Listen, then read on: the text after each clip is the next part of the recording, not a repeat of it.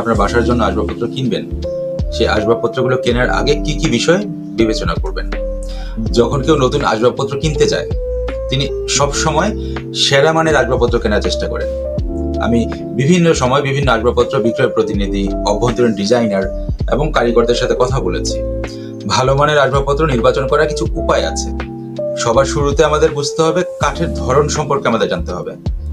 সাধারণত 3 ধরনের কাঠের উপাদান দিয়ে আসবাবপত্র তৈরি করা হয়। এগুলো হচ্ছে সলিড উড, এটা হতে পারে সেগুন কাঠ, হতে পারে মেহগনি কাঠ, হতে পারে বা অন্যান্য যে কোনো কাঠ হতে পারে। Then veneer board and particle board. তো কাঠের আসবাবপত্র অন্যান্য আসবাবপত্রের তুলনায় ব্যয়বহুল, মজবুত এবং দেখতেও সুন্দর। সলিড উড আসবাবপত্র আপনাকে সেরা মান এবং পরিষেবা প্রদান করবে। আমাদের খান ফার্নিচার শ্রেষ্ঠ মানের সলিড উড আসবাবপত্র প্রদান করে থাকে। পার্টিকেল বোর্ডের ফার্নিচার নিচ্ছে, তাদের কাছে প্রাইসটা একটা ফ্যাক্ট। এর দিক থেকে চিন্তা করলে আমাদের সলিড উড কাঠের ফার্নিচারগুলোর দিকে যেতে হবে। 2 নম্বরে আমাদের দেখতে হবে drawer and cabinet. Drawer and cabinet খুলুন, নিশ্চিত হন যে ড্রয়ারটি সম্পূর্ণভাবে বের করা যায় কিনা, সঠিকভাবে খুলছে কিনা এবং তারপর সমানভাবে বন্ধ হচ্ছে কিনা।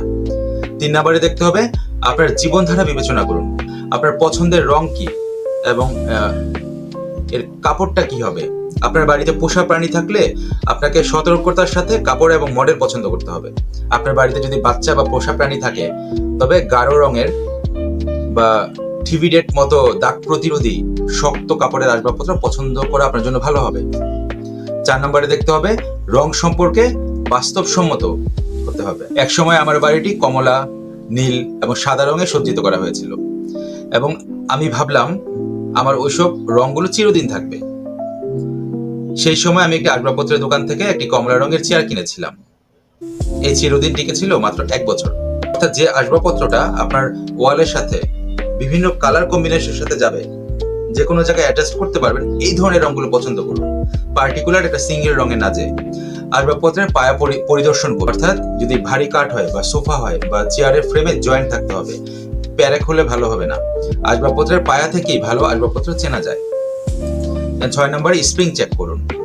আপনার সোফার জন্য মজবুত স্প্রিং নির্বাচন করুন। সোফা কেনার পূর্বে বসে পরীক্ষা করে নিন।